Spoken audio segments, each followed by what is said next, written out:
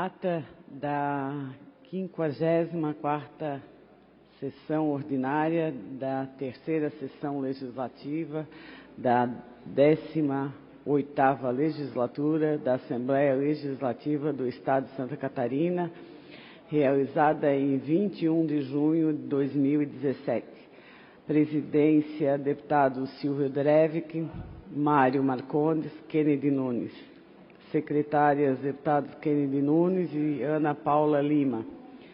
Às 14 horas do dia 21 de junho de 2017, nessa cidade de Florianópolis, capital do estado de Santa Catarina, reuniu-se a Assembleia Legislativa em sessão ordinária, havendo quórum regimental. O senhor presidente declarou abertos os trabalhos e convidou o senhor deputado Kennedy Nunes, primeiro secretário, para proceder à leitura da ata da sessão anterior, que, na sequência, foi aprovada sem restrições. Expediente distribuído na sessão, breves comunicações, ocuparam a tribuna os senhores deputados Kennedy Nunes, Mário Marcondes, Gilson Gonçalves e a deputada Ana Paula Lima. Grande expediente. Nesse horário destinado aos partidos políticos, ocuparam a tribuna os senhores deputados Padre Pedro Baldissera, do PT, João Amin, Bloco Parlamentar PP, PR, PSB, Valdir Cobalcini, PMDB, Serafim Benzon, PSDB. Ato contínuo, o senhor presidente suspendeu a sessão até às 17 horas para viabilizar a reunião da Comissão de Constituição e Justiça para deliberar sobre a matéria. Reaberta a sessão, o senhor presidente adentrou no horário próximo ao horário da ordem do dia. O senhor presidente comunicou que a Comissão de Constituição e Justiça apresentou parecer contrário ao projeto de lei número 0336 de 2016 e parecer favorável ao ofício 00131 de 2017.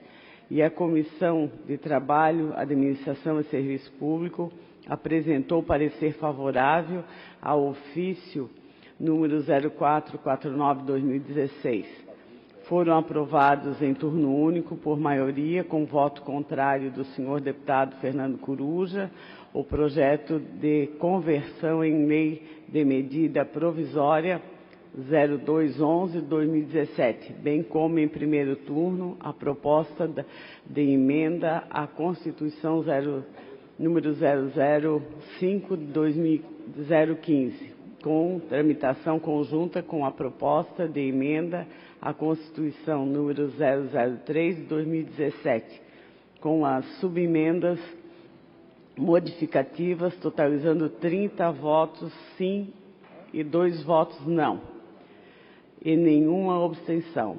Por solicitação do senhor presidente, da Comissão de Finanças e Tributação e com equiescência dos senhores líderes, o senhor presidente retirou da ordem do dia o projeto de lei complementar 004 de 2016. Foram aprovados em turno único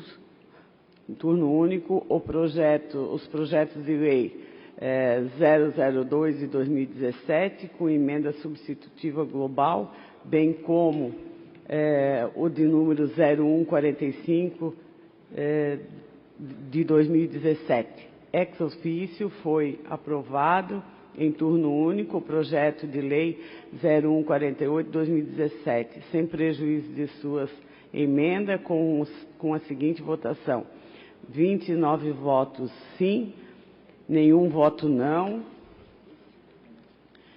e nenhuma abstenção.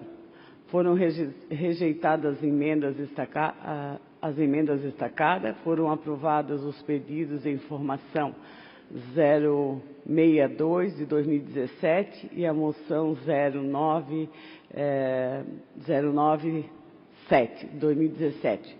Outro assim, o senhor presidente deferiu os requerimentos 0212 a 0620/2017 e comunicou que encaminhará aos destinatários as indicações número 0447 e 0448/2017. Em face e ao término da prorrogação da sessão, o senhor presidente encerrou e convocou outra ordinária para amanhã no horário regimental. Para constar, eu, segundo secretário, lavrei a ata, a presente ata. É isso, senhor presidente. Obrigado, deputada Dirce Ardenscheiden. Em discussão, a ata que acaba de ser lida, não havendo quem queira discutir em votação. Quem estiver de acordo, permaneça como está. Aprovada. Solicito à assessoria que proceda à distribuição do expediente. Breves comunicações. Inscrito para falar, o deputado César Valduga, por até 10 minutos.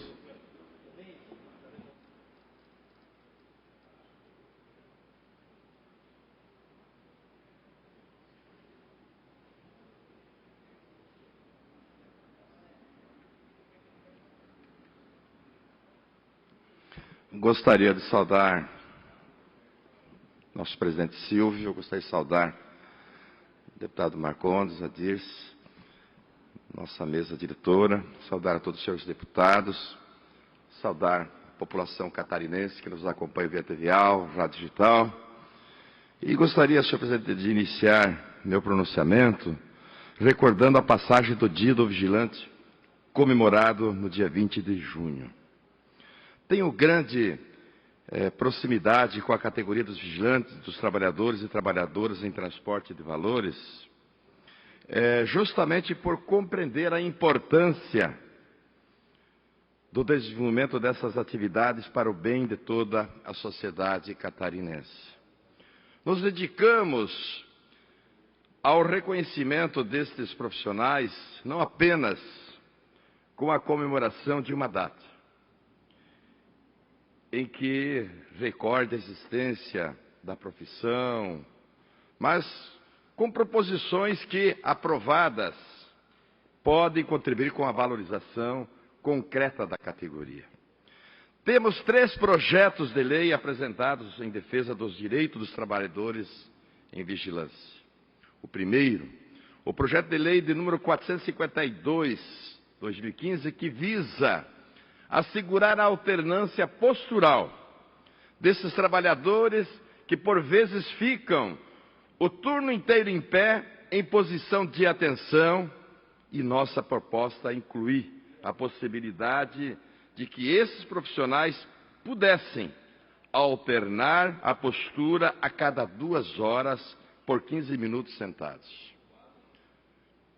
Uma segunda iniciativa, o projeto de lei de número 368/2016, deputado Rodrigo Minotto, que institui ações de defesa da atividade de vigilantes. Sabemos o quanto estes profissionais estão expostos a risco de morte, a insegurança e muitas vezes sem que sejam remunerados de forma decente e justa. Nossa intenção é intensificar ações que possam garantir a segurança desses profissionais, valorizando efetivamente o seu trabalho. Por fim, apresentamos também o projeto de lei de número 369, que garante a contratação de vigilantes em casas lotéricas e agência dos Correios. De fato, sabemos que a presença de vigilantes contribui com a segurança do estabelecimento e, consequentemente, do público que se encontra no recinto. E é nesse sentido, a nossa atenção é a melhoria, a segurança nesses locais, valorizar a categoria e promover a segurança de nossa gente. Além desses projetos, apresentamos diversas indicações, participamos intensamente das atividades sindicais da categoria, buscando sempre corresponder a seus anseios e necessidades. Parabéns aos nobres guerreiros e guerreiras, nossos vigilantes e trabalhadores no transporte de valores, que tanto contribuem com o bem-estar de nossa sociedade, mas que por vezes muito pouco são valorizados. Então, o deputado natalino, deputado Altair Silva, lá do nosso Grande Oeste Santa Catarina, essa nossa homenagem aos nossos vigilantes, pela importância do seu trabalho, pela sua dedicação, até porque muitas vezes o vigilante, deputado natalino, quando numa agência bancária, muitas vezes não é notável, não é notado pela população. E ali tem um coração, né? Ou atrás lá de um escudo, ou atrás de uma porta giratória que está cuidando da segurança da nossa população. Por isso nós não poderíamos deixar de passar aqui nessa casa em branco esse dia, onde que comemoramos o Dia do Vigilante, da importância do trabalho que ele desenvolve, mas que ainda é muito pouco valorizado. E é imprescindível o seu trabalho nas repartições públicas, nas empresas privadas, ou em qualquer lugar que estejamos, lá tem um vigilante. O vigilante que, né, nos cuida, que nos protege, ou seja, à noite, muitas vezes, deputado Marcondes, ou lá no banco, ou em qualquer outro lugar, lá tem o vigilante. Até porque, muitas vezes, a ausência da segurança pública, deputado Altair Silva, mas que lá tem um vigilante, né, que busca melhores condições de trabalho, que busca melhores condições de vida também, pela sua valorização econômica principalmente, e um trabalho de alto risco. Nós acompanhamos nas redes sociais, ou muitas vezes na televisão, deputado Altair Silva, né, ao exposto do vigilante, à exposição que ele está perante muitas vezes um bandido, né, aquele que vai muitas vezes numa agência bancária e acaba sendo abordado, né, por um malfeitor. Então, por isso, nós não poderíamos deixar de fazer essa justa homenagem a essa categoria, né, dos vigilantes, mas também parabenizar o Sindicato dos Vigilantes do Estado de Santa Catarina pelo belo trabalho que tem desenvolvido em todo o Estado de Santa Catarina, através da sua federação, através da sua organização, buscando melhores condições. Como há pouco tempo conquistamos o adicional de risco, que, né, ainda no tempo do Fernando Henrique Cardoso, tinha tirado o adicional de risco do Dr. Dalmo, que agora aqui, né, conseguimos visualizar o Dr. Dalmo falando sobre a questão dos vigilantes, né, o adicional de risco que essa categoria conquistou. Mas que muitas conquistas ainda, deputado natalino, precisamos buscar para os nossos vigilantes. Também quero registrar, deputado Altair, com grata satisfação, a notícia de que o posto avançado do Corpo de Bombeiros da Grande FAP, no município de Chapecó, tem previsão de reabertura até o final do mês. Nós fizemos diversas articulações, deputado Altair Silva e também vários deputados lá do nosso Oeste da Catarina têm feito várias articulações. Vejo que um esforço coletivo, né, de vereadores e deputados, né, fez com que, né, essa instituição fosse organizada lá na grande região da IFAP, ou seja, a reabertura, né? Então, a informação que até o final do mês vai se concretizar. E nós fizemos diversas articulações, juntamente com lideranças comunitárias e demais parlamentares, em busca dessa conquista. Até porque a IFAP é o maior bairro de Chapecó, com uma população maior que a apresentada em 70% dos municípios catarinenses. Além de ser um polo aglutinador de pessoas de diversos municípios vizinhos, estudantes, trabalhadores e trabalhadoras, que para lá se deslocam diariamente para desenvolverem suas atividades. Então, a proposta, ao que consta, é que uma equipe trabalhará no local das 8 horas da manhã às 8 horas da noite, com a possibilidade de que esta unidade possa desenvolver muito em breve atividades durante 24 horas, já que vêm sendo realizados cursos para a formação de bombeiros comunitários e ainda serão realizados novos cursos, e que esses bombeiros comunitários poderão colaborar também com o funcionamento da unidade por 24 horas. Então, em consideração ao povo que vive, trabalha e estuda na Grande FAP, gostaríamos de agradecer essa conquista, pois sabemos o quanto é importante a existência de unidade do Corpo de Bombeiros próximo aos grandes centros, aos locais de pujança econômica, com grande concentração populacional. E, deputado Altair, diga-se de passagem, a nossa grande região da IFAP merece mais políticas públicas, até porque é o maior bairro do município de Chapecó, e lá concentrado, deputado Mota, trabalhadores da agroindústria, da metalmecânica, né, pessoas do bem, né, que lá naquela região também moram e que precisa, portanto, essa segurança, né, que é o nosso Corpo de Bombeiro lá naquela região. Então, nós aqui, com muita alegria, estamos comemorando, né, essa notícia, né, o qual tivemos junto com o comandante do Corpo de Bombeiros do Estado de Santa Catarina e também do município de Chapecó, e, ao mesmo tempo, parabenizar os nossos bombeiros do Estado de Santa Catarina, deputado Silva, pelo belo trabalho que desenvolve o nosso Estado, e em Chapecó não é diferente, onde que seguidamente a gente vê as homenagens aos voluntários, aos bombeiros que já estão na reserva, já se aposentaram, mas que vivem ainda, né, e que têm, né, essa chama junto com eles, portanto, da importância do trabalho que desenvolve e da importância que temos o Corpo de Bombeiro no nosso município de Chapecó, em especial agora, né, na grande região da nossa IFAP. Muito obrigado, senhor presidente. Obrigado, deputado César Valduga. Na sequência, inscrito para falar, o deputado Altair Silva, por até 10 minutos.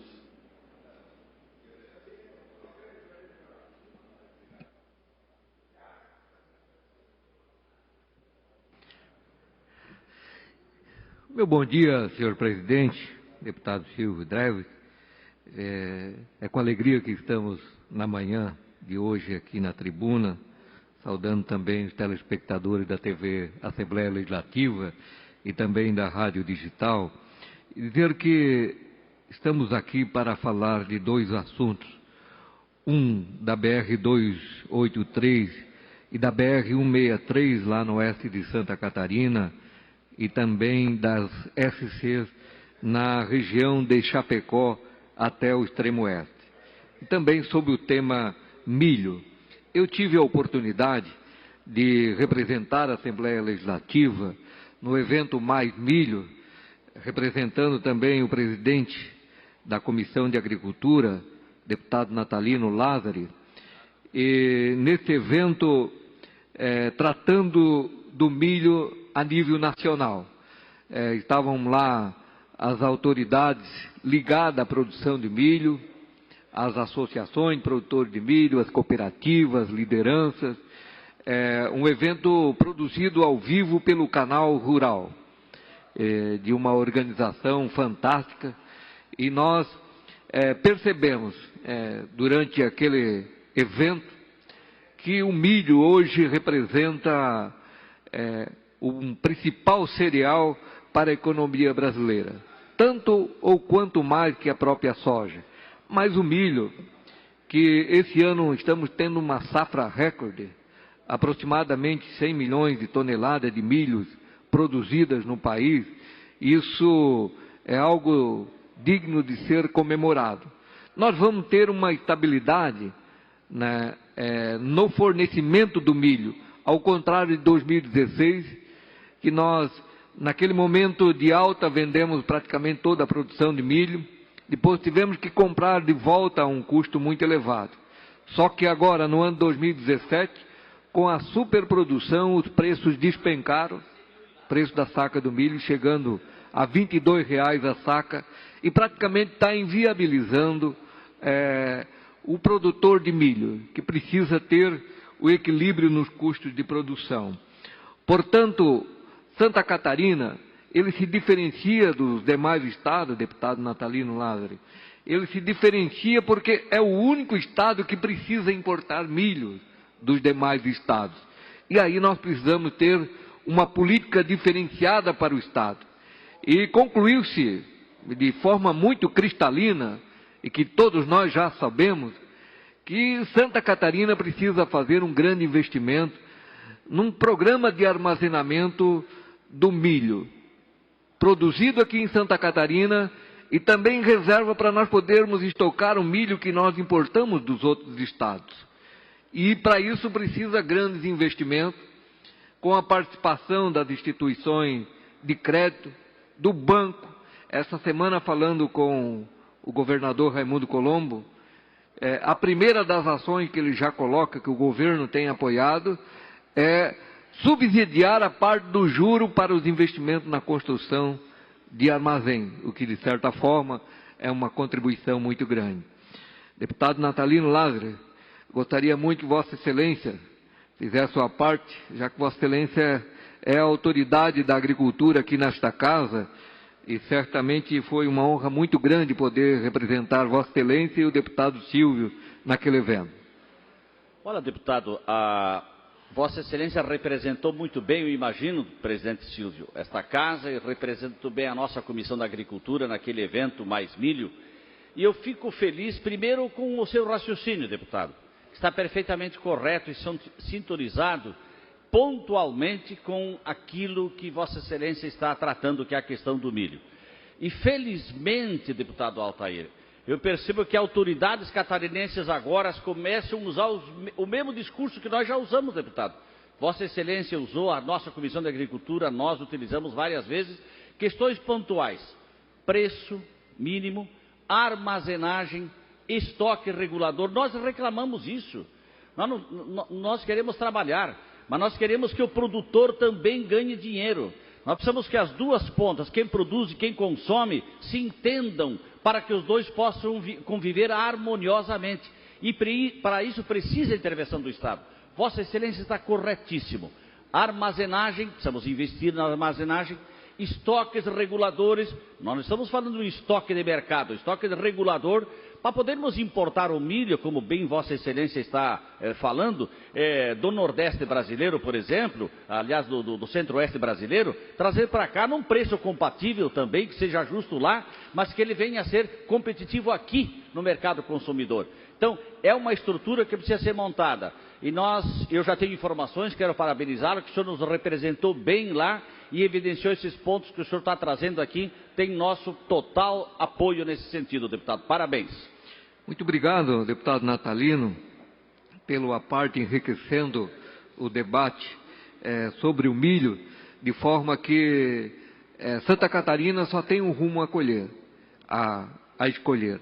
É investir em estrutura de armazenamento para comprar na safra e ter os estoques aqui em Santa Catarina, para nós podermos manter o modelo agroindustrial aqui instalado. Essa segunda parte eu quero falar, senhor presidente, sobre a BR-282, especialmente de Chapecó em direção a São Miguel do Oeste. A BR-282, assim como a BR-163, que é de São Miguel do Oeste até Dionísio Cerqueira, só vendo para crer a situação em que está a rodovia. Vários deputados aqui já falaram sobre a situação da BR-282. Semana passada tive passando por ela, especialmente na cidade de Pinhalzinho. Tive a oportunidade, inclusive, de gravar um vídeo sobre a situação. Mostrei esse vídeo ontem ao presidente do DENIT, ao superintendente do DENIT, o vice-lar, que nos atendeu muito bem, prestou importantes esclarecimentos. Infelizmente, no Brasil, primeiro é a luta para conseguir o recurso para a obra, deputado Mário Mota, deputado Valduga. Essa é a luta maior que todos travam para viabilizar o recurso para a recuperação da BR-282. E a bancada federal catarinense, que aqui merece todos os elogios, de forma unida, trabalhou a viabilização desse recurso. E o DENIT faz a licitação, primeiro do trecho de Ponte Serrada até Chapecó, e a empreiteira que vencedora assumiu a obra e está tocando numa velocidade digna de elogios. Em contrapartida, o trecho que vai de Chapecó até São Miguel do Oeste virou, deputado Mário Marconi, virou uma briga de empresas. A que venceu foi impugnada pela segunda, a terceira também entrou, e como trata de uma rodovia federal, é de área de jurisdição da Justiça Federal. em primeira instância, recorreram para a segunda instância, está no Tribunal Regional em Porto Alegre o processo para ser decidido. Enquanto isso, os cidadãos do Oeste, os cidadãos que precisam da BR-282 correm risco de vida, enquanto as empresas lá estão brigando para ver quem que fica com a licitação, e o judiciário que precisa seguir os trâmites para chegar ao ponto da decisão final, e o vice-lar ontem falou que só falta agora o Ministério Público dar o seu parecer final, que assumiu o compromisso de apresentar o seu parecer esta semana. Esperamos que, para os próximos dias, o juiz possa decidir qual é a empresa que vai estar habilitada para dar sequência à recuperação da BR-282, do trecho de Chapecó até São Miguel do Oeste. Porque, realmente, não existe mais palavra para explicar a situação da rodovia. Mas estamos trabalhando juntos nessa caminhada, esperamos que o Tribunal Regional Federal da 4ª Região tome essa decisão quanto antes para que nós possamos ter as empresas lá trabalhando para recuperar a BR-282 e também na BR-163, que vai de São Miguel do Oeste a Dionísio Cerqueira, é também uma novela muito antiga. Não quero aqui relatar todos os episódios, mas de forma bem prática, que agora os recursos foram viabilizados, a empresa está sendo acionada para iniciar as obras e nós esperamos que, num tempo mais rápido possível, nós possamos ter a BR-163 também recuperada para que a região que vai de Chapecó até o extremo oeste seja também cuidada pelas rodovias federais em Santa Catarina. Mais um minuto, deputado. Muito obrigado, senhor presidente. Eu costumo sempre usar apenas o horário regimental, mas dado a importância do tema, eu agradeço esses minutos a mais.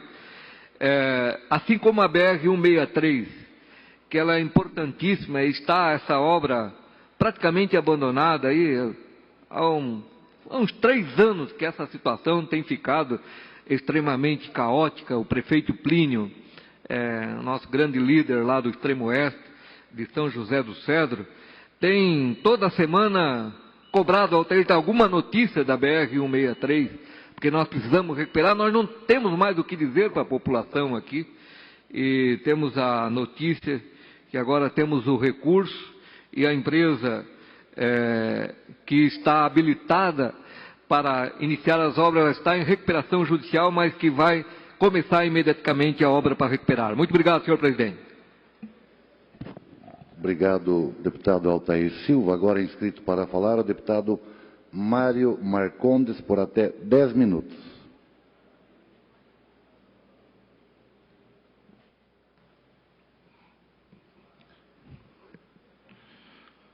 Senhor presidente, senhoras e senhores deputados, ouvintes da Rádio AL, TVAL, Santa Catarina que nos ouve nesse momento. E o que me traz, senhor presidente, na tribuna da manhã desta quinta-feira foi o meu pronunciamento na data de ontem, referente às renúncias fiscais do Estado de Santa Catarina, na ordem de 5,4 bilhões de reais ano. E, para minha surpresa, grata, diga-se de passagem, hoje, vendo na coluna da Estela Benetti, o novo secretário dá uma entrevista mencionando sobre a situação das renúncias fiscais. E aqui em cima, como chamamento da notícia, abre aspas, falta uma discussão racional sobre renúncia fiscal. Que nos diz hoje o nosso secretário de Fazenda, funcionário de carreira, auditor de carreira da Secretaria de Fazenda do Estado, Almir Gorges.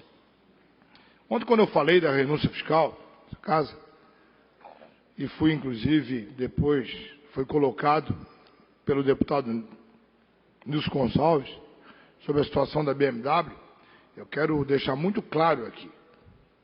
quanto mais nós tivermos atrativo no estado de Santa Catarina para atrair novos empreendimentos, novas empresas, certamente que o estado tem que fazer a sua parte. Mas isso não pode se tornar sangria, de dar tudo e não saber exatamente o que está vindo em troca, em benefício da sociedade, em benefício de emprego, também da arrecadação, da movimentação no Estado como um todo, seja no transporte, seja no comércio, seja na aquisição de bens e serviços. Temos sim que fazer uma política de isenção fiscal para que tenhamos competitividade de mercado e não para agraciar A, B ou C. Essas foram as minhas colocações aqui e certamente que nós vamos continuar recorrente nesse assunto enquanto a Secretaria de Estado da Fazenda não nos passar os dados e informações que foram solicitados por esse deputado, conforme ontem coloquei aqui, inclusive no telão desta casa, todas as reivindicações, os pedidos de informações que fizemos ontem, no mês passado, para a Secretaria de Fazenda do Estado e tivemos a decepção de ter uma resposta que trata-se de sigilo fiscal e que tal informação não pode vir a este Parlamento. Também gostaria de falar, na manhã desta quinta-feira, sobre o dia de ontem nesta casa. Tivemos ontem a aprovação, a autorização, através de lei, para que o governo do Estado contrai, junto ao Banco do Brasil, BNDES, um empréstimo de 1,5 bilhão de reais para investimento no nosso município, no programa intitulado Fundam 2. As palavras do deputado Coruja, aqui dizendo o seguinte: vou votar favorável para que depois não diga que nós estamos contra os municípios, eu quero fazer das palavras do deputado Coruja minhas palavras também. Porque até pelo adiantado da hora, ontem eu não utilizei a tribuna no momento da discussão para falar sobre o projeto do empréstimo para a aplicação em Santa Catarina do Fundam 2. Mas que é uma grande verdade. Um Estado que dá 5,4 bilhões de isenção fiscal e tem que pegar 1 bilhão e 500 emprestado, alguma coisa de errado tem. A gente só deve dar o que a gente tem para dar. Se é tipo pedir dinheiro emprestado de um para dar para outro. É mais ou menos isso. Mas fizemos aqui sim o gesto, aprovamos e esperamos que efetivamente esse recurso caia em cada município do estado de Santa Catarina para fazer as melhorias em infraestrutura, em saúde, em educação, em segurança para os catarinenses.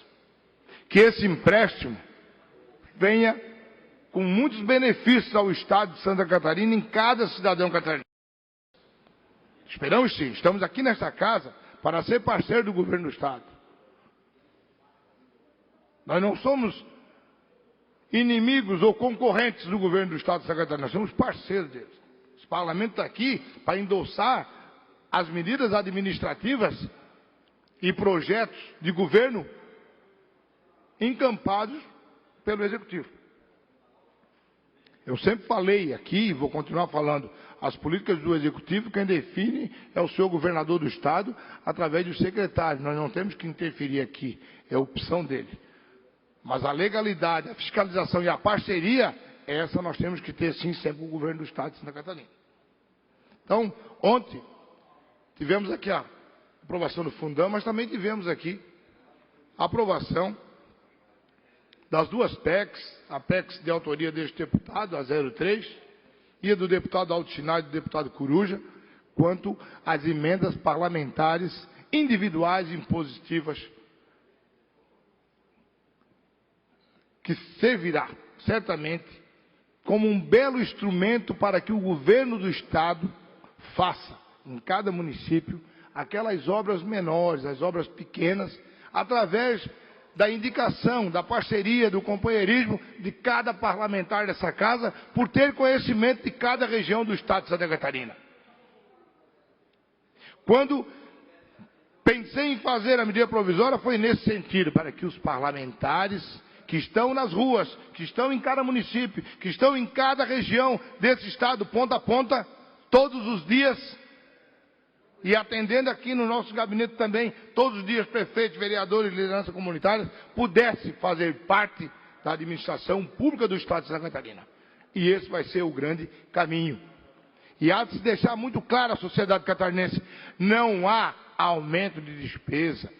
Nós não estamos mexendo no orçamento, muito pelo contrário, nós estamos sendo parceiros do governo do estado para indicar a ele aquela boa obra que nós podemos fazer lá em Videira, lá em Chapadão do Lajeado, lá em Pasto de Torres, que o executivo não está lá, nós estamos. Deputado Natalino, lhe concedo uma parte. Primeiro, deputado, parabenizá-lo pela condução desse importante projeto que culminou ontem com aprovação aqui nesta casa. É um avanço.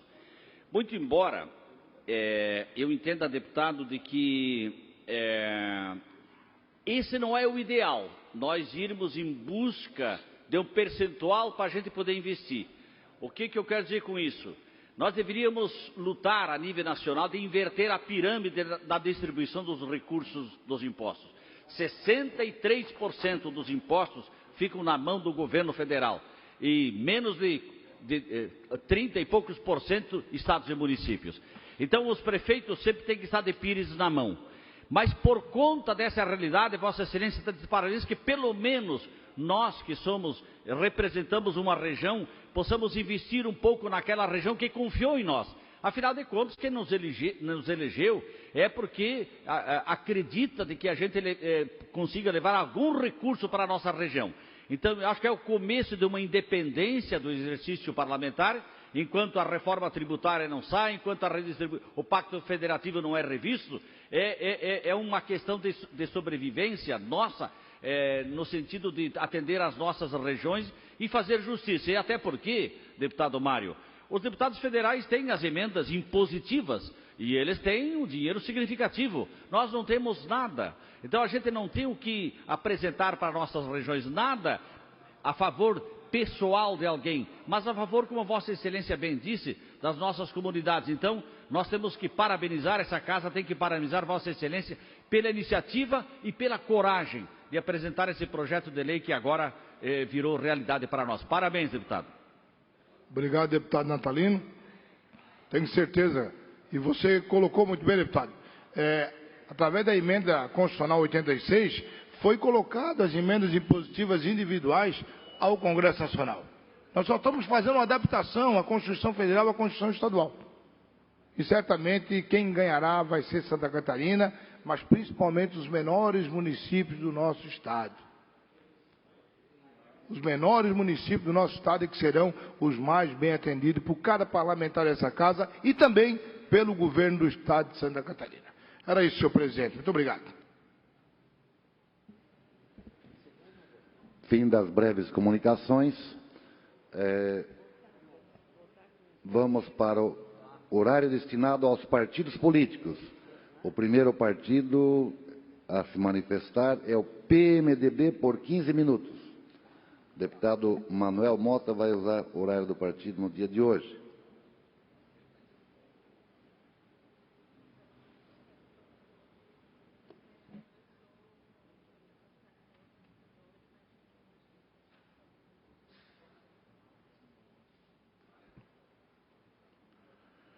Senhor presidente, senhores deputados, senhoras deputadas, telespectador da TVA, o rádio digital, aqueles que acompanham nós na manhã de hoje,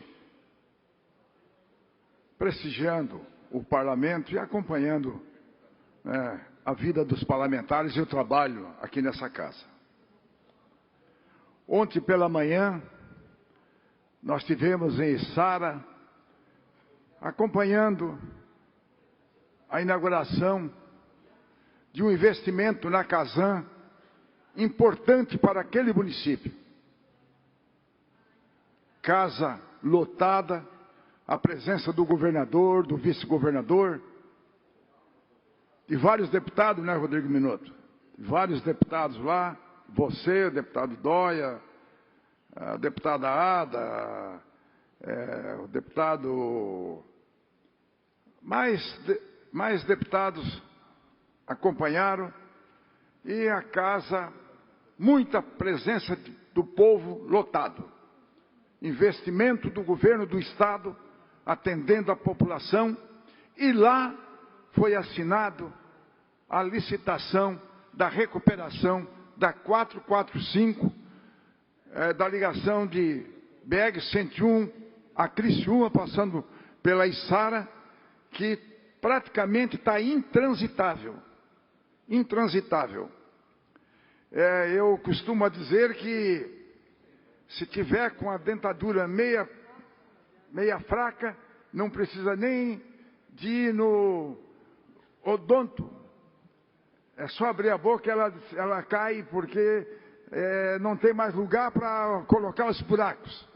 Os buracos tomaram conta da estrada, né? E lá, ontem, foram licitados, né, para que possa ser recuperado. Então, um dia, uma manhã memorável, lá na Içara. E à tarde, o governador do Estado, Raimundo Colombo e Eduardo Moreira, às 2h da tarde, na REC, na sede da REC, em Criciúma, para tratar do projeto que nós aprovamos ontem, meu caro presidente Silvio. A casa, a REC, com a presença de todos os prefeitos, não cabia mais ninguém, lotado. Então isso significa que o povo ainda acredita, e acredita muito no nosso governo. Porque não cabia, não tinha lugar, espaço para mais ninguém. Por quê? Na esperança de que nós aprovássemos esse projeto ontem, e o governo, ficamos lá apenas meia hora, e o governador colocou e fez um pedido para que nós se deslocasse para cá, e nós se deslocamos para aprovar esse projeto ontem à tarde. E Vossa Excelência, presidente, fez um esforço fora do comum, aguardou, esperou que a Comissão de Justiça terminasse de aprovar na comissão, para que nós ontem dessemos um encaminhamento, e ontem aqui foi finalizado e aprovado. O governador tem condições, tranquilamente, de segunda-feira já encaminhar tudo isso para Brasília. Então esse parlamento tem feito um trabalho importante e fundamental para a sociedade. Cada momento decisivo, esse parlamento está sempre pronto para dar o pontapé importante para o estado de Santa Catarina. Santa Catarina, se ele é o principal estado da federação, é fruto de um governo competente que soube fazer os projetos das reformas, mas o parlamento foi competente para aprovar essas reformas na hora certa. Hoje, os estados estão lutando para fazer as reformas e não estão conseguindo. E nós conseguimos na hora certa. Por isso podemos andar de cabeça erguida no estado, que é o melhor estado da federação. E agora, enquanto os outros estados estão com dificuldade para pagar folha, estão com dificuldade para pagar o 13º, o governo do estado de Santa Catarina, Raimundo Colombo e Eduardo Moreira, manda um projeto para essa casa, que nós aprovamos ontem, para fazer o Fundão 2. 700 milhões de reais para encaminhar para 295 municípios de Santa Catarina, sem discriminar ninguém. Faz ideia quantos empregos vai gerar em Santa Catarina? Quanto vai desenvolver em Santa Catarina? Quantas obras em Santa Catarina vai acontecer? E aí, nós não podemos dizer, para que fazer isso? Porque o Estado tem capacidade para fazer. E nós temos competência para aprovar e para buscar esse recurso para fazer com que Santa Catarina, se está bom, vai ficar melhor ainda. Essa é a obrigação do parlamento no momento decisivo para fazer e fortalecer o nosso Estado. Eu ontem saí daqui gratificado quando eu vi que tudo aquilo que tem dificuldade, nós superamos aqui nessa casa. E nós superamos com muita garra, muita determinação, mas muita lealdade ao povo de Santa Catarina. Não foi só ao governo que nós somos leais, nós somos leais ao povo de Santa Catarina, aos 295 prefeitos que aguardavam por isso, e aguardam por isso, porque eles não têm condições de investimento, e eles não têm a contrapartida. Então era a esperança desse projeto chegar nas prefeituras, e nós tivemos a competência de aprovar, e nós temos certeza absoluta que o governo tem a capacidade, né, de buscar esses recursos para esses investimentos. Por isso, Santa Catarina, se estava bem, vai ficar melhor. E o Estado vai fazer aquilo que nós precisamos, continuando gerando emprego e renda e melhorando a qualidade de vida do povo. Porque essa renda vai gerar no povo mais pobre de cada município. Porque é ali que gera o emprego, é ali que gera a renda, é ali que gera a qualidade das pessoas. E é por isso que a nossa obrigação dos momentos de dificuldade é poder olhar, ter visão, planejar e partir para aquilo que é fundamental. E por isso, é isso que nós fizemos e é isso que nós estamos fazendo aqui nesse parlamento. Eu acho e entendo que no momento de dificuldade é preciso ter criatividade. E o governo de Santa Catarina, Raimundo Colombo e Eduardo Moreira, estão tendo criatividade, e muita, para poder encontrar saída e solução. E o parlamento sempre com a resposta na hora certa. Meu caro presidente, na hora certa, sempre com a resposta. Por isso, ontem, a casa lá em Criciúma estava lotada. Por quê? Porque acredita no governo, acredita em Santa Catarina e acreditava nesse parlamento que aconteceu no dia de ontem. Aconteceu no dia de ontem, na aprovação.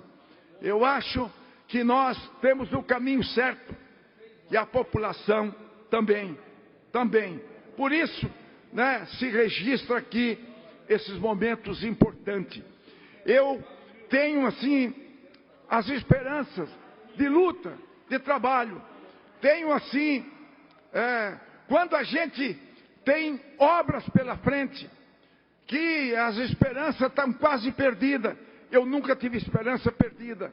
Eu lutei 30 anos por uma obra Serra da Rocinha 285.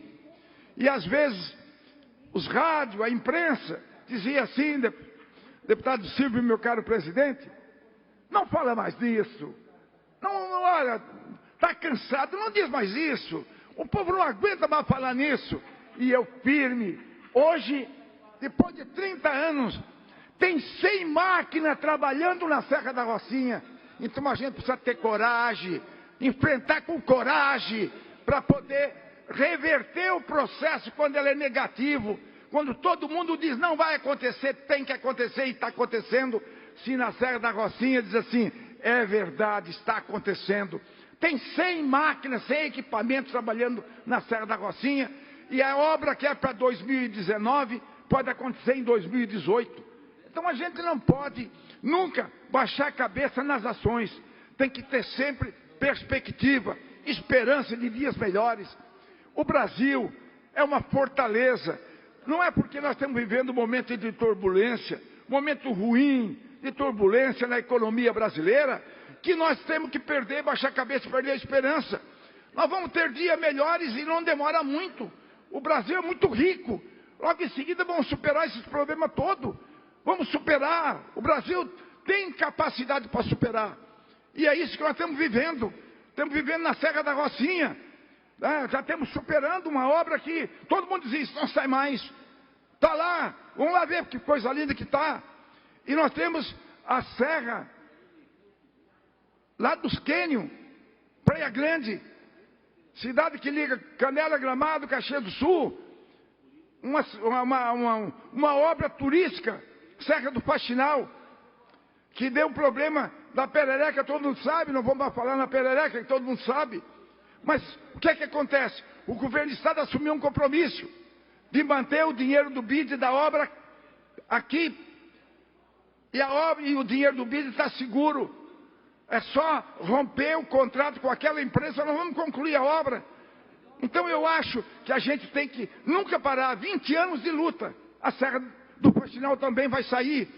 E a região do Sul vai ter essas obras que são fundamentais para desenvolver a região.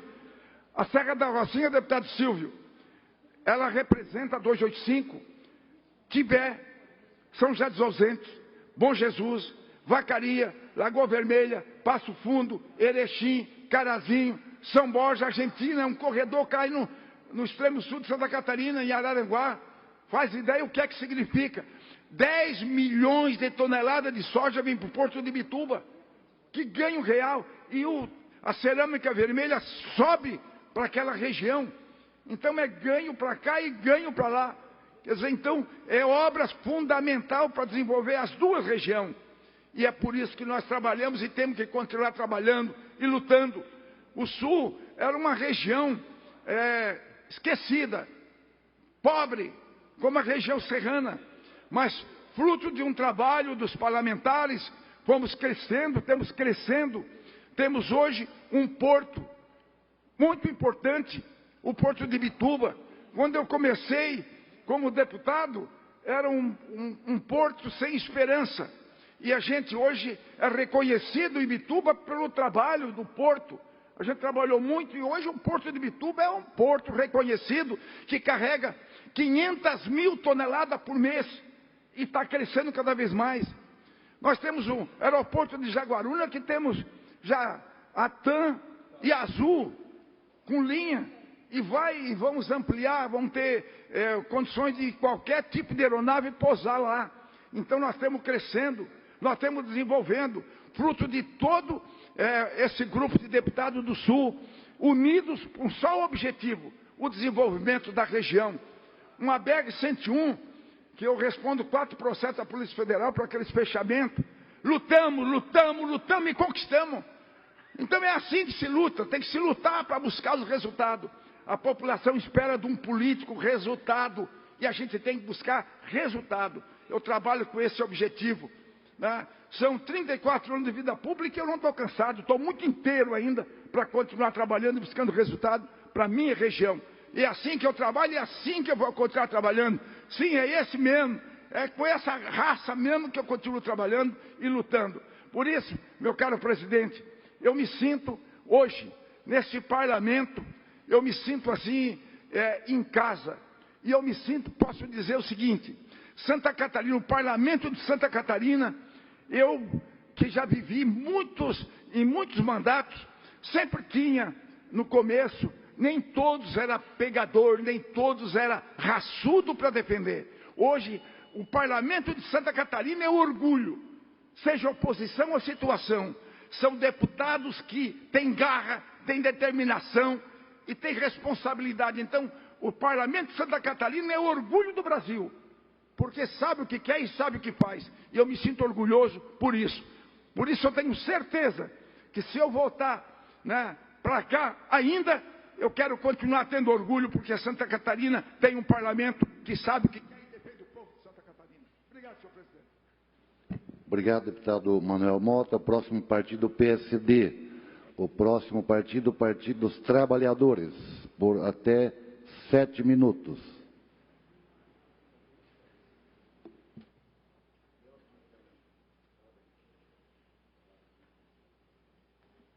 Senhor presidente, senhores deputados, senhoras deputadas, estimados catarinenses que acompanham esta sessão, queria me manifestar aqui, trazer uma preocupação que já nos foi levantada, inclusive tenho em mãos também uma moção da Câmara de Vereadores de Xanxerê, moção aprovada lá por unanimidade, manifestando também essa preocupação, em relação ao tratamento de pessoas acometidas por neoplasia maligna no Centro de Atendimento Oncológico de Chapecó.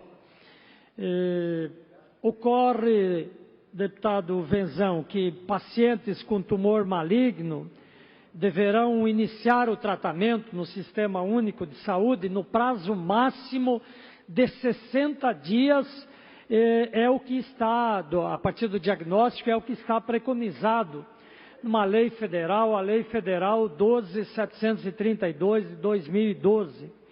Esse prazo, então, de 60 dias será considerado cumprido quando o tratamento for efetivamente iniciado.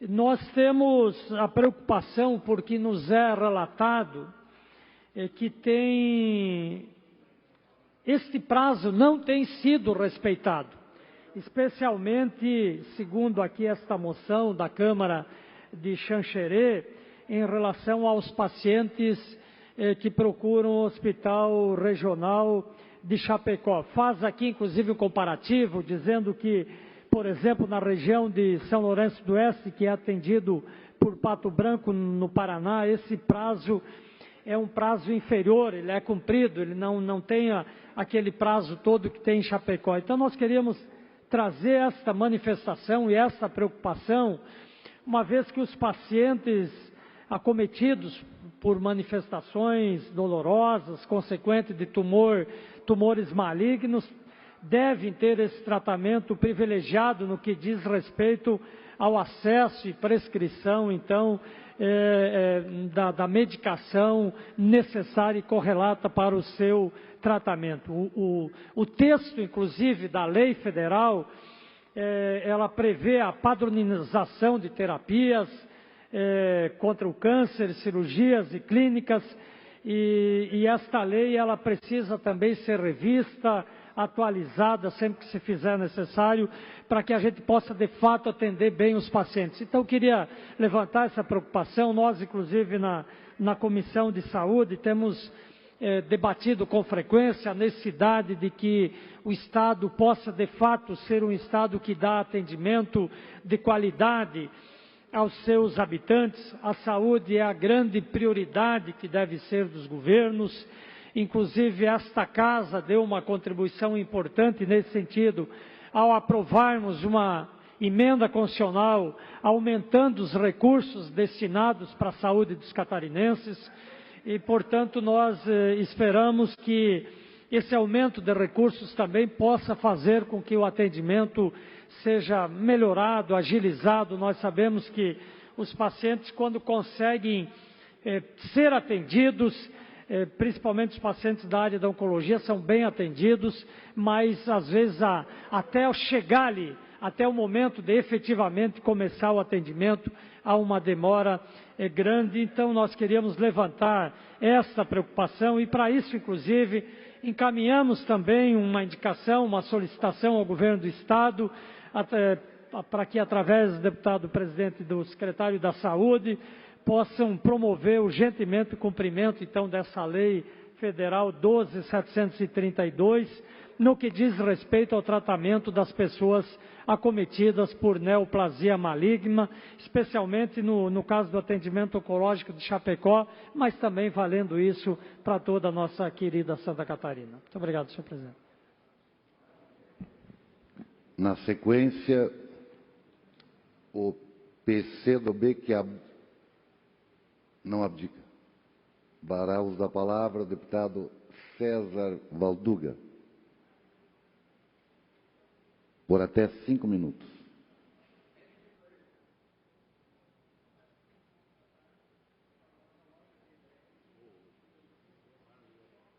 Cumprimentar Vossa Excelência.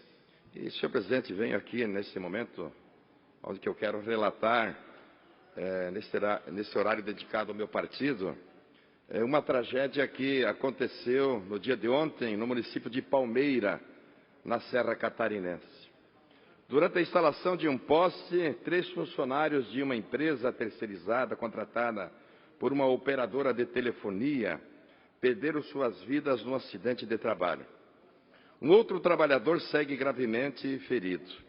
Uma grande preocupação de nosso partido, o PCdoB, é a busca por melhoria nas condições de trabalho de nossa população.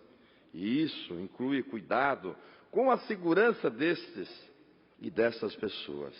Nesse sentido, nós quero resgatar um projeto apresentado este ano de nossa autoria, que trata sobre o tema. O projeto de resolução de número 003.4/2017, que institui o Abril Verde, dedicado às ações de prevenção de acidentes de trabalho, com ações a serem realizadas em parceria com a Assembleia Legislativa de Santa Catarina.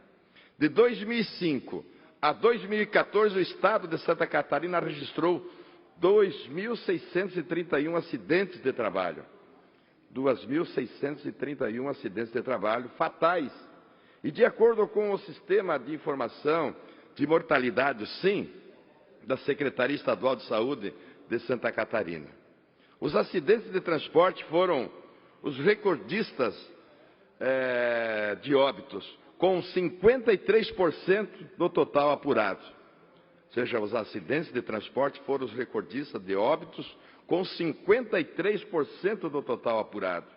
As mortes por quedas ficaram em segundo lugar, com 20% dos registros.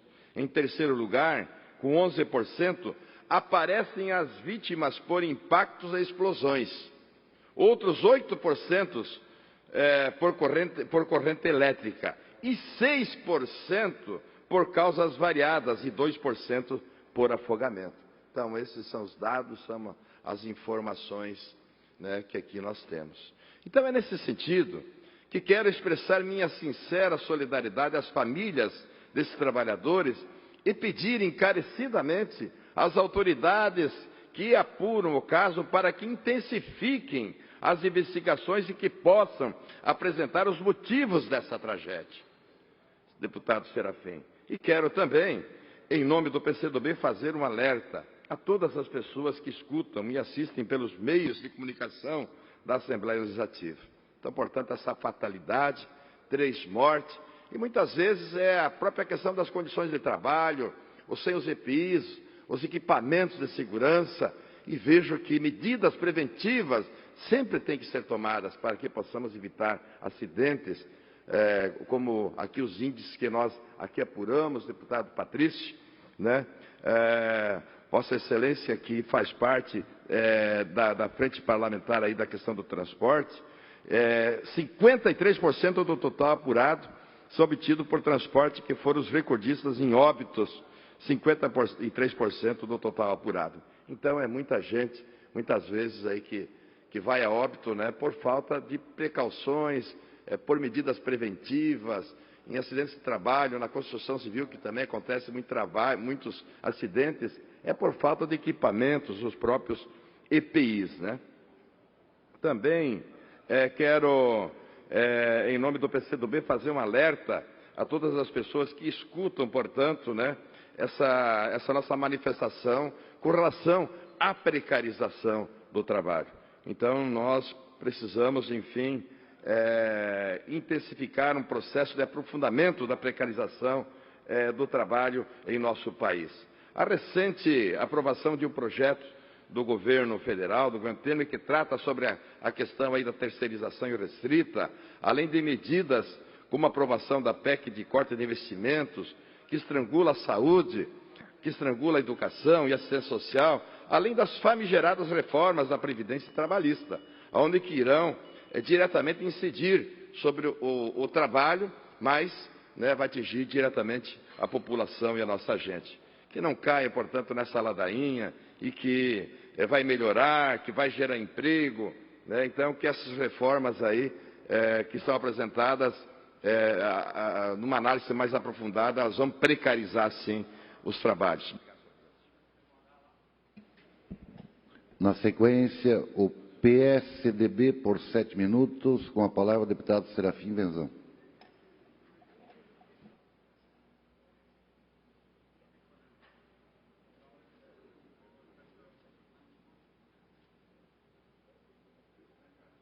Senhor presidente, senhores deputados, senhoras deputadas, prezados catarinenses que nos acompanham pelos nossos meios de comunicação.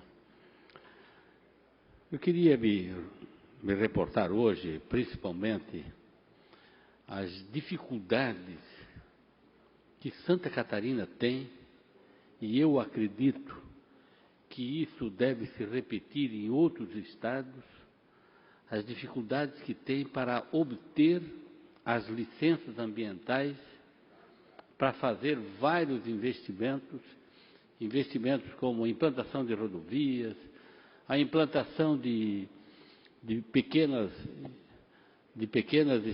usinas hidrelétricas, as chamadas PCHs, as grandes hidrelétricas também, e até para implantar uma represa no rio para controlar os efeitos das enchentes, até isso está sendo uma dificuldade muito grande. Lá no rio Itajaí-Mirim, aonde a maior cidade é a minha terra, aonde eu resido, a minha terra eleitoral, Brusque, e na minha terra natal, Botuverá, lá vai ser construída uma represa, e essa represa ela está há mais de um ano só para sair do Ministério do Meio Ambiente. Faz mais de 6 meses que nós tivemos a reunião com o ministro Sarney, e o ministro disse, não, já estou assinando aqui. Nós vamos passar agora todo o encargo dessa liberação ambiental para a Fátima, o órgão estadual, e enfim fazer o licenciamento. Pois lá veio a enchente, e eu temo que venha mais 2, 3, e que a barragem ainda não esteja pronta. Com que explicação que não começa? Tem o dinheiro, nós aqui da Assembleia já autorizamos o governo do Estado a ter esse recurso, no entanto, não está sendo feita exclusivamente por barramentos ambientais.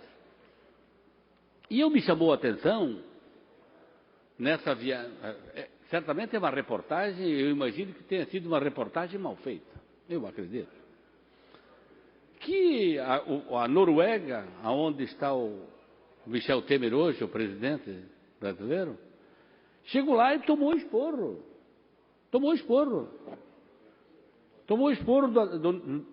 do governo norueguês, porque o Brasil está permitindo o desmatamento da Amazônia.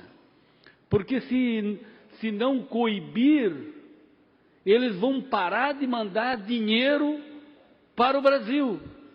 E a reportagem trouxe o valor. 2 bilhões e alguma quirela de dinheiro para o Brasil. Ora, o que é 2 bilhões para a Amazônia?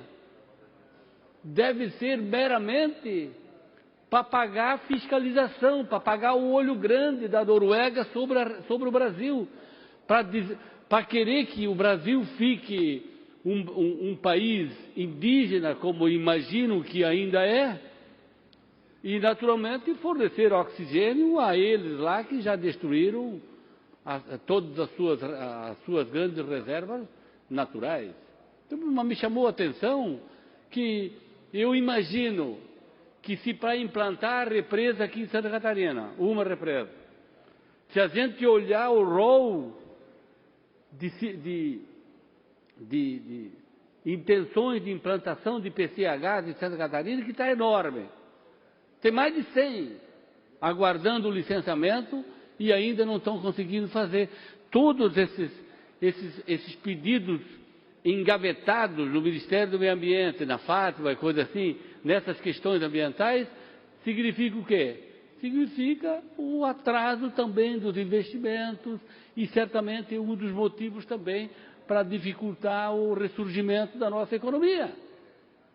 Mas, e por que não sai o licenciamento? Certamente porque o Ministério, a Fátima, os órgãos ambientais estão sendo duros com os investidores com os empreendedores no sentido de observar a legislação ambiental. Agora me vem a Noruega, não, nós vamos deixar de mandar 2 bilhões para o Brasil. O que é isso? O que é 2 bilhões para a Amazônia? É uma quirela. 2 bilhões é o fundão que nós vamos fazer aqui em Santa Catarina, que nós autorizamos ontem o governo do Estado a investir em Santa Catarina. Quer dizer, por contas tão insignificantes, não pode um país como a Noruega, menor que o Estado de Santa Catarina, querer dizer que vai mandar o Brasil, nas questões ambientais, a ser mais um fator para, digamos, atravancar, não só lá na Amazônia, mas certamente em todos os lugares do Brasil, como esse que eu estou citando aqui. E eu queria, então, fazer um apelo à Fátima, ao nosso órgão ambiental, justamente para que se empenhe em resolver todos esses pedidos, fazer andar esses encaminhamentos, que assim como em Botuverá, o povo de Brusque, que vai ser o mais beneficiado com a represa e vai gerar uma segurança nas próximas chuvas, inúmeras outras iniciativas, como eu disse, que quando você quer trancar a implantação, você apela por uma questão ambiental ou uma questão sanitária e com isso tranca, então, toda uma série de investimentos. Por isso, então, quero pedir o apoio especial ao nosso presidente da Fátima para que se empenhe em fazer andar, em dar rendimento aos pedidos que nós temos lá. Muito obrigado.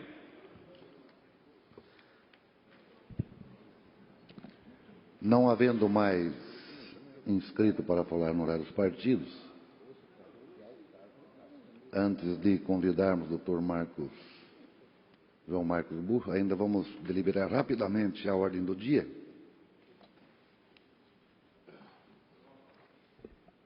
Votação da redação final ao projeto de conversão em lei da medida provisória PLC 00211 de 2017 da Comissão de Finanças e Tributação,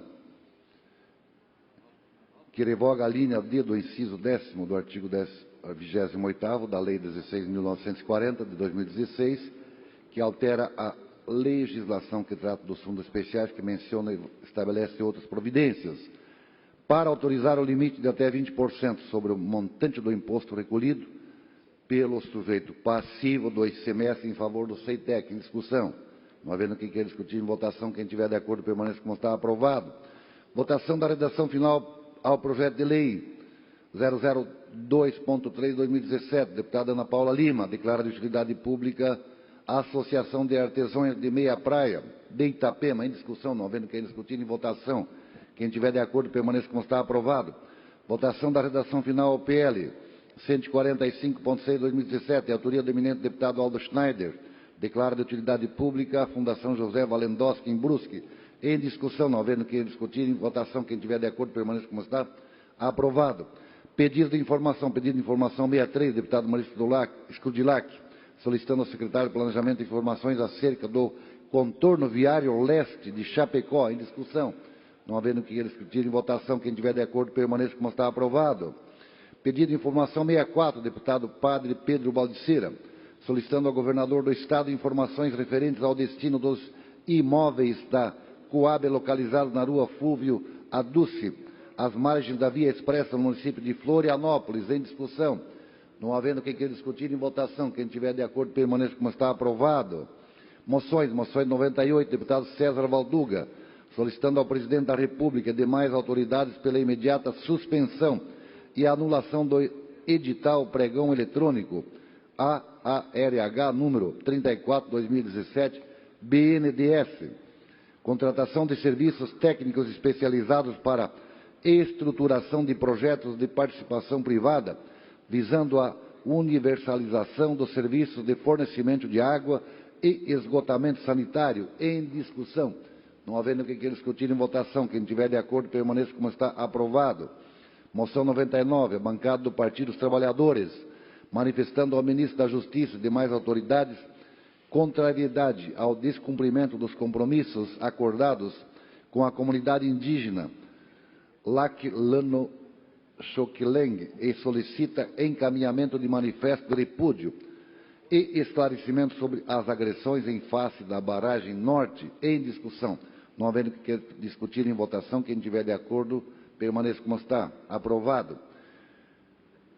Esta presidência comunica e defere os seguintes requerimentos: 621, 622.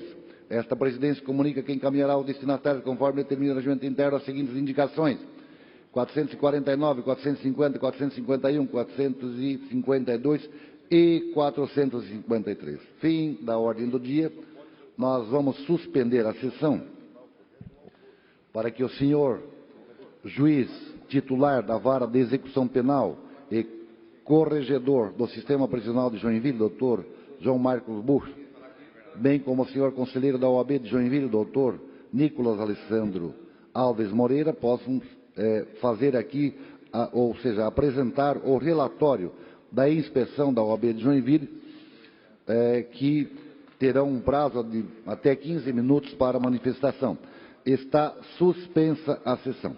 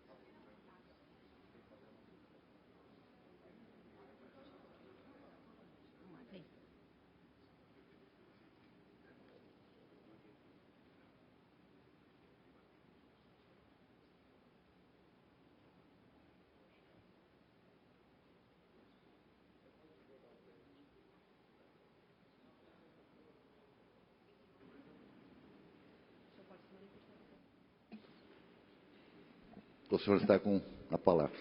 À vontade. Obrigado, senhor. Muito obrigado, senhor presidente. Com muito prazer que a OAB Joinville vem aqui a esta casa para apresentar o diagnóstico que fizemos no Presídio Regional de Joinville, por meio de uma comissão especialmente instaurada para o tema, com membros de diversas especialidades da advocacia de Joinville, e trouxemos aqui alguns dos resultados que foram colhidos, né, dos dados que foram colhidos da nossa pesquisa inicial. E para localizar algum conhecimento sobre o Presídio Regional de Joinville, eu consultei uma das grandes ferramentas utilizadas por todos nós, que é o grande portal Google.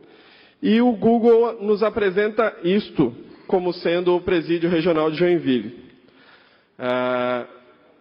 Aparentemente um local muito bem estruturado, com diversos prédios, mas isto é o verdadeiro Presídio Regional de Joinville. O Presídio Regional de Joinville hoje ele é um amontoado de construções desestruturadas, sem nenhuma ordem lógica, e hoje em dia acumula entulho, lixo, dejeto por toda a parte. Esta informação ela pode ser colhida não só no portal do Google, mas também no próprio portal do DEAP, o Departamento de Administração Prisional. E aí a gente tem uma informação bastante relevante que diz respeito ao que o próprio DEAP considera como sendo o Presídio Regional de Joinville. O Presídio Regional de Joinville, para o Departamento de Administração Prisional, é esta belíssima casa. Não tem como consertar o que não está estragado, senhor presidente. E esse é o nosso grande problema. Quando temos essa falta de informação, essa informação imprecisa, as próprias autoridades ficam de mãos atadas. E aí fica fácil de se entender aquele discurso do bandido bom é bandido morto. Está com pena, leva para casa. Porque essas pessoas que fazem esse discurso se baseiam nesse tipo de informação que o Departamento de Administração Prisional nos disponibiliza. E é difícil confrontá-los porque eles são nossos familiares, são nossos amigos, são nossos eleitores. E eu entendo muito bem a dificuldade da classe política para confrontar esse discurso contra a criminalidade. O problema todo é que, se não enfrentarmos esse discurso, o crime organizado, cada vez mais, isso já é uma realidade, cada vez mais vai se fortalecer. Nós vamos apresentar para vocês, para todos vocês aqui presentes e para os telespectadores, o verdadeiro presídio regional de Joinville. Em outubro, a nossa vistoria foi na ala feminina. A ala feminina era uma divisão dentro do presídio e ela fica numa ala recém-inaugurada e ela apresentava vários problemas, entre eles sanitários entupidos, né, falta de vestuário, e essa foi a nossa visão inicial. Este é o padrão de sanitário dentro do presídio regional de Joinville, e isto é o que a gente tem de mais comum, esses buracos sanitários. Além disso, temos vários outros problemas e reclamações com a falta de material de higiene por parte das detentas, falta de vestimenta e cobertores, o que causa ou facilita o recrutamento das facções criminosas. Um exemplo disso é esse descaso que a gente encontrou aí, ó, um bebê recém-nascido, estava convivendo com a mãe dentro do presídio regional, e este bebê sequer tinha certidão de nascimento e já tinha mais de 30 dias de vida e estava convivendo. Segundo as informações dos agentes penitenciários, seria entregue para adoção à brasileira. E este é o grande motivo que vincula a criminalidade com as facções criminosas, esse descaso. As duas detentas que vamos mostrar a seguir foram acusadas, estavam isoladas, porque foram acusadas de matar uma outra colega de cela, porque era faccionada de outra facção rival. O crime organizado regozija com a bagunça generalizada que está dentro do presídio. E aí, visitamos em seguida, em outra oportunidade, e aí a administração do presídio já estava preparada para a nossa visita, visitamos a ala masculina no setor conhecido como Muralhas, que é esse que está em destaque na tela. E o que encontramos lá foi mais entulho, mais lixo, mais mato, esgoto a céu aberto, uma condição totalmente deplorável, um cenário de guerra ou de pós-guerra. Isso é inadmissível. Não é possível que alguém considere que esse cenário com água parada, com foco de Aedes aegypti, que pode prejudicar não só os presos, mas contaminar inclusive os agentes penitenciários, os vigilantes que trabalham no presídio regional, os familiares e os próprios vizinhos daquela região, não é possível que se admita isso como adequado. Dentro da nossa ala masculina, ainda encontramos vários outros problemas, como, por exemplo, um chuveiro ligado 24 horas. A bagunça dentro do presídio e dentro das celas, ela é um negócio que virou fato comum, né? O Dr. João Marcos Buch, que é o juiz corregedor do presídio regional da Terceira Vara de Execução Criminal de Joinville, já fez outras inspeções. E o fato é sempre o mesmo, as fotos são muito parecidas, os vídeos são muito parecidos, e a coisa vai se repetindo, e esta nossa vistoria é de outubro e novembro de 2016, e até agora muito pouco mudou lá dentro do presídio regional. Bom, eu não conheço o hábito noturno de Vossas Excelências, mas eu imagino que seja muito difícil dormir com um chuveiro ligado 24 horas por dia. Este chuveiro que aparece no telão ali, ele estava com vazamento, e nada era feito para consertá-lo. As pessoas dormiam com a umidade do presídio e com o barulho do chuveiro 24 horas por dia. E é isso que é o problema da estrutura dentro do presídio regional e dos presídios em Santa Catarina como um todo. Bom, passamos então adiante e seguimos para a área da administração do presídio regional, onde fomos verificar o alojamento dos agentes prisionais e os parlatórios, Os alojamentos dos agentes prisionais também estavam em estado deplorável. O que a gente pôde identificar era uma bagunça, não só de desorganização, mas também de falta de estrutura, tomada fora do lugar, coisas simples que pode ser feita com uma manutenção rápida, pode ser consertada com uma manutenção rápida, e isso está se arrastando há muito tempo, muito tempo. E isto é para ser o alojamento dos agentes prisionais. Agora, se o DEAP não se preocupa com os presos, não se preocupa com os agentes prisionais, por que se preocuparia com os advogados? E aqui eu quero chamar a atenção da Ordem dos Advogados de Santa Catarina para mostrar como é o parlatório dentro do presídio regional. E o parlatório é esse espaço, quase que uma pirâmide, né, toda escura ali, um sepulcro em que o advogado deveria conversar com o preso para ter informações sobre o processo, enfim. Não é possível sequer visualizar quem está do outro lado do vidro. Aqueles interfones que são colocados não funcionam, as pessoas se comunicam por furinhos que tem no acrílico ali. Essa questão é uma questão vergonhosa para a OAB Santa Catarina como um todo, que precisa tomar providências. Mas a OAB Joinville não vem aqui apenas para apontar o dedo e mostrar a ferida. Nós também queremos propor soluções. E dentro de todas essas dificuldades, a OAB Joinville preparou o que consideramos primordial para que tenhamos uma mudança na política de segurança pública aqui em Santa Catarina como um todo, principalmente em Joinville, que é de onde viemos. Essas proposições dispostas na tela são, primeiro, a criação de um grupo de trabalho envolvendo o Poder Legislativo, o Poder Executivo, o Departamento de Administração Prisional, o Ministério Público, o Judiciário e a Ordem dos Advogados do Brasil, para que debatamos a questão da diminuição das prisões provisórias, que é o que mais tem levado detentos para dentro do presídio regional, e a aplicação de medidas alternativas à prisão preventiva e à prisão temporária, como, por exemplo, as tornozeleiras eletrônicas, que, já aplicadas em todo o Brasil, ainda não são aplicadas corretamente aqui em Santa Catarina e principalmente em Joinville. Além disso, precisamos que os presos sejam separados pela gravidade dos seus crimes. É necessário que o Departamento de Administração Prisional entregue mais atividades educacionais e atividades esportivas dentro do presídio regional para evitar o recrutamento das facções criminosas àqueles presos que não têm periculosidade.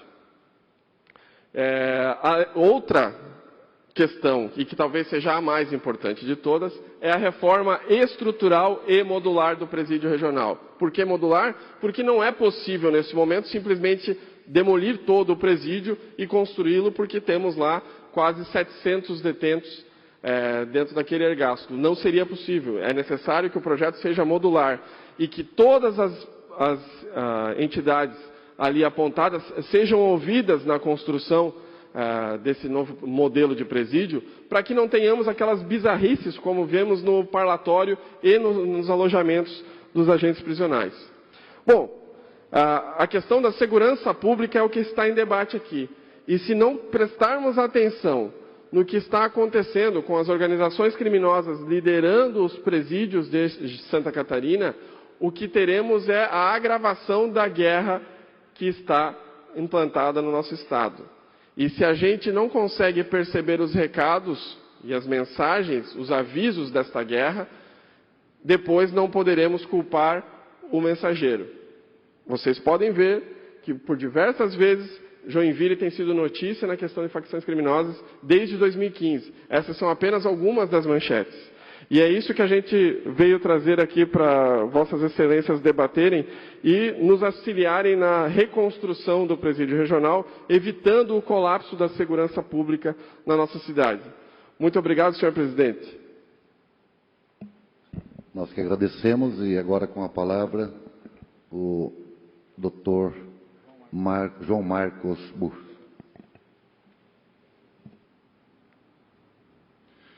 Bom dia a todos, serei muito breve.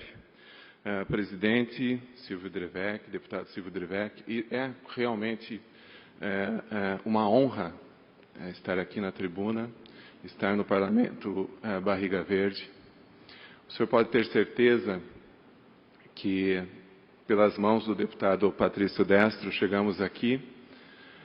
Se nós viemos até aqui, se a Ordem dos Advogados do Brasil, subseção de Joinville, veio até aqui, se os vereadores de Joinville, vereador Richard, vereadora Tânia, estão aqui, a juíza Lilian, juíza corregedora, aqui do Tribunal de Justiça de Santa Catarina, se nós viemos à Casa da Cidadania, é porque nós acreditamos no Parlamento. E talvez, nesses tempos tão difíceis que o Brasil passa,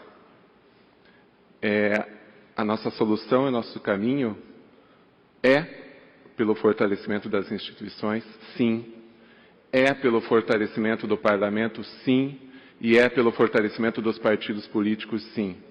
Não há evolução democrática e cidadã que não passe pelo parlamento e que não passe pelos partidos políticos. E nós temos que valorizar os nossos partidos políticos e o nosso parlamento, porque sem eles não sobreviveremos. Então, o senhor pode ter certeza que nós acreditamos e temos muita honra de estar aqui na tribuna para conversar com os senhores e nessa caixa de ressonância transmitir a Santa Catarina o que efetivamente vem acontecendo em Joinville.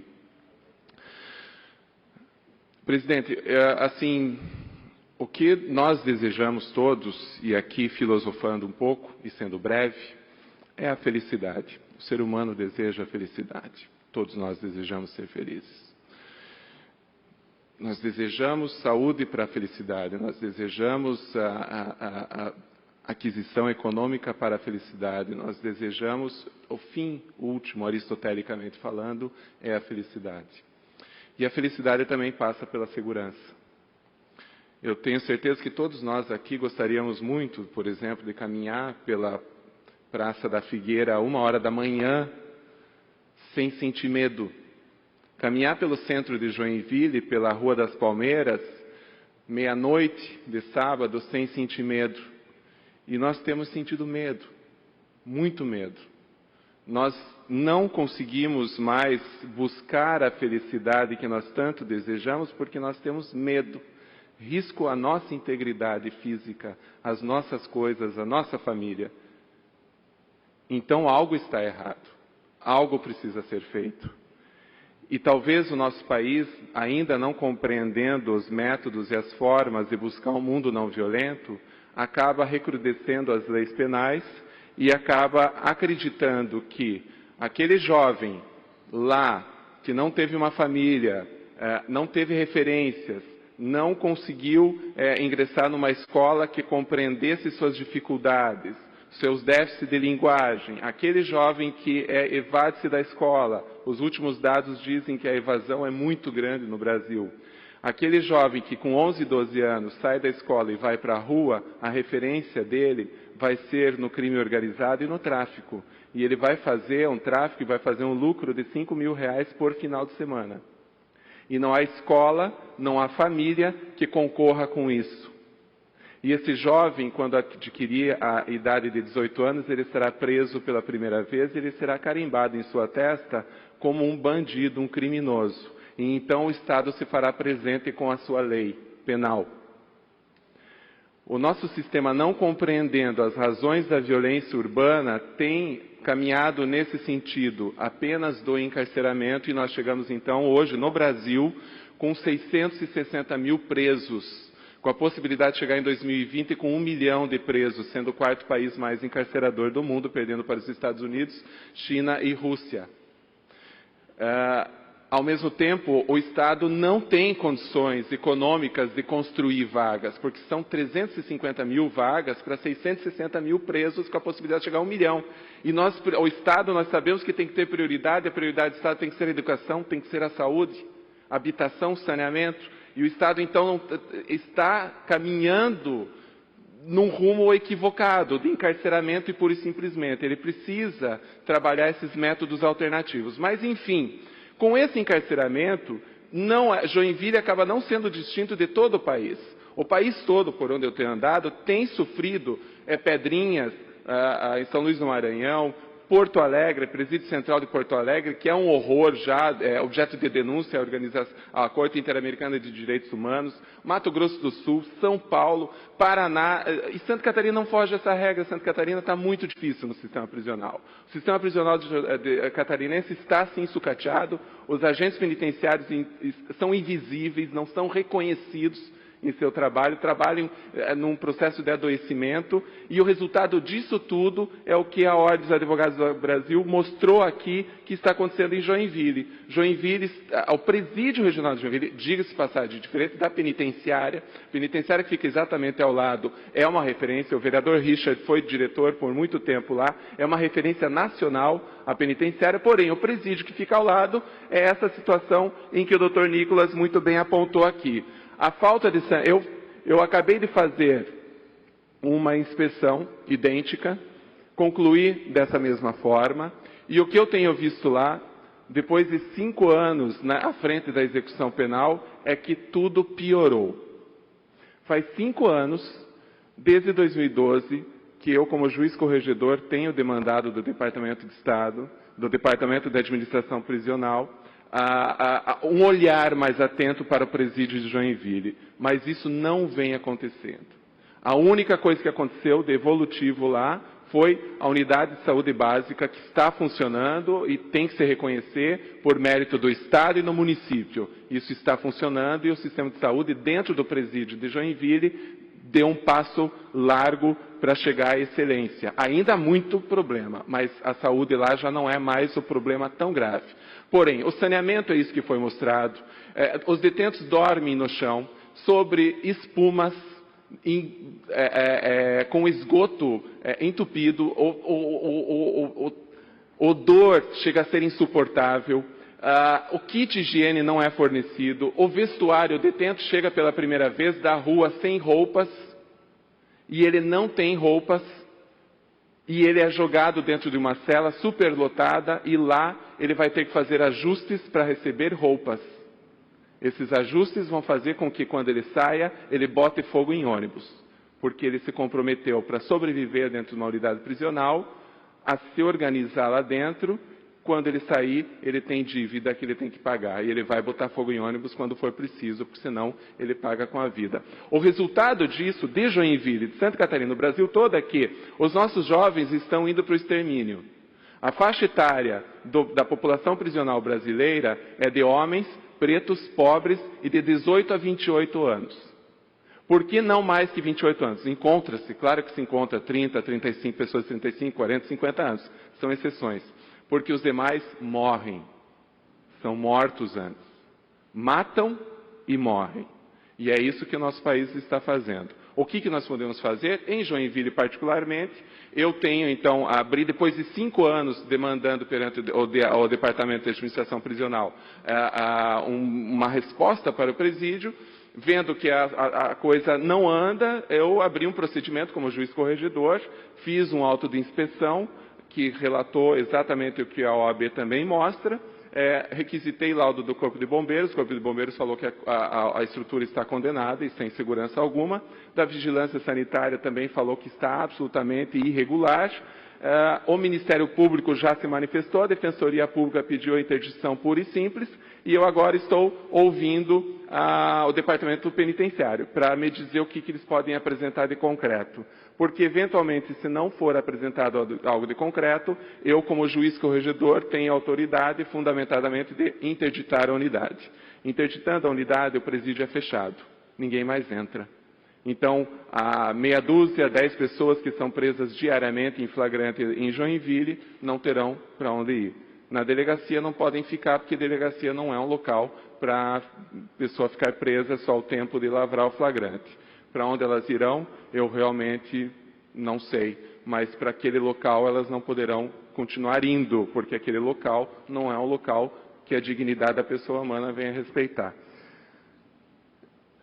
Eu diria assim, nós temos que cumprir a lei.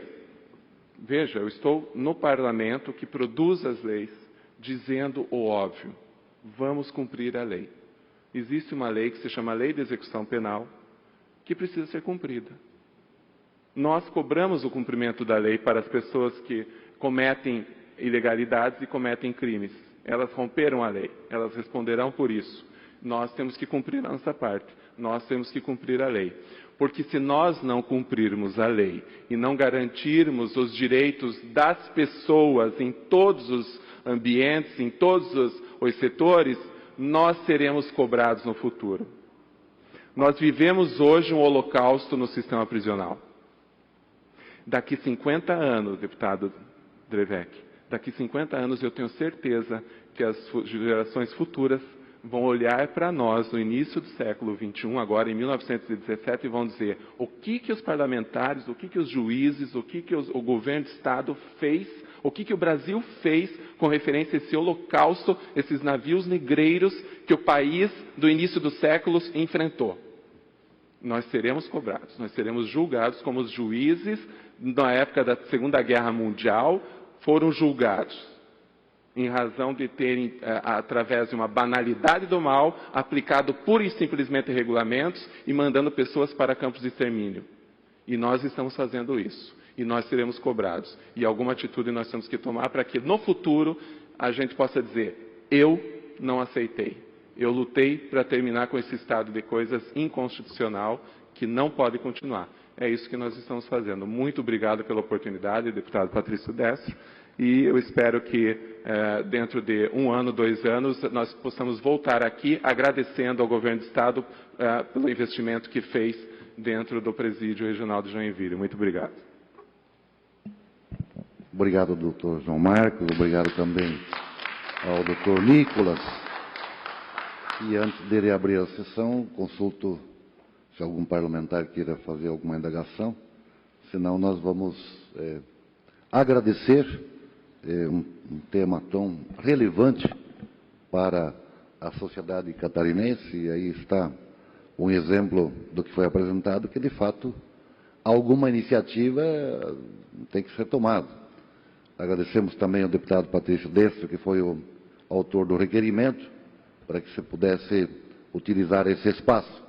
A Assembleia, como disse o doutor João Marcos, não só a Assembleia, mas todo o Legislativo, ou seja, o Parlamento Estadual, Municipal, de fato é um instrumento de fortalecimento da democracia e também deve ser um instrumento da representatividade e, ao mesmo tempo, de colaboração, principalmente nessas ações tão relevantes, principalmente quando se trata da nossa juventude, que está, infelizmente, indo para determinados depósitos.